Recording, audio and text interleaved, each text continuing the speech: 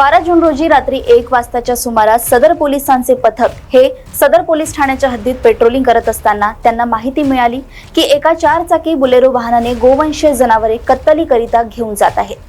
अशा माहितीवरून मंगळवारी बाजार पुलियाजवळ सापळा रचून कडबे चौककडून येणाऱ्या पांढऱ्या रंगाच्या बुलेरो वाहन दिसून आल्याने थांबवले। वाहनात 8 जिवंत गोवंशीय जनावरे कोंबून कत्तलीकरिता नेत असल्याचे दिसून आले।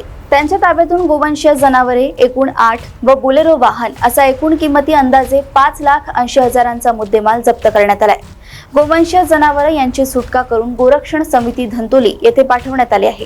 दोन्ही आरोपींना अटक केली आहे व पुढील तपास सुरू आहे। 12च्या रात्री डेबी पथकाला सूचना दिलेल्या होत्या। त्याप्रमाणे PSI निलेश घोगरे, SC दुर्गेश ठाकूर व त्यांची टीम यांनी पेट्रोलिंग दरम्यान एक वाहन चेक केले। मंगळवारी पुलाच्या वर त्यामध्ये बोलेरो पिकअप गाडीमध्ये 8 गोवंश मिळालेले आहे। एकूण त्याचा मुद्देमाल होतो 5,80,000चा। गोवंश हे गोशाळामध्ये दाखल केलेले आहे, त्यांची काळजी घेण्यात येत आहे। जी बोलेरो पिकअप गाडी आहे ते पोलिसांना जप्त केलेली आहे।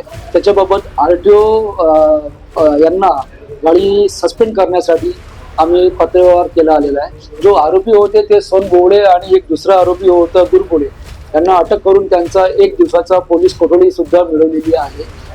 पुढील तपास सुरू आहे आणि जर यापूर्वी सुद्धा 2 गँग आम्ही गोवंश बाबतच्या 2 गँग नागपूर शहरामधून तडीपार केलेले आहे। यांचा रेकॉर्ड चेक केला असता यांचा रेकॉर्ड नाही आहे। जे जुने गुन्हेगार होते त्यांच्यावर सर्वांवर आम्ही प्रतिबंधक कारवाई केली आहे आणि त्यांच्यावर पण आमचं बारीक लक्ष आहे।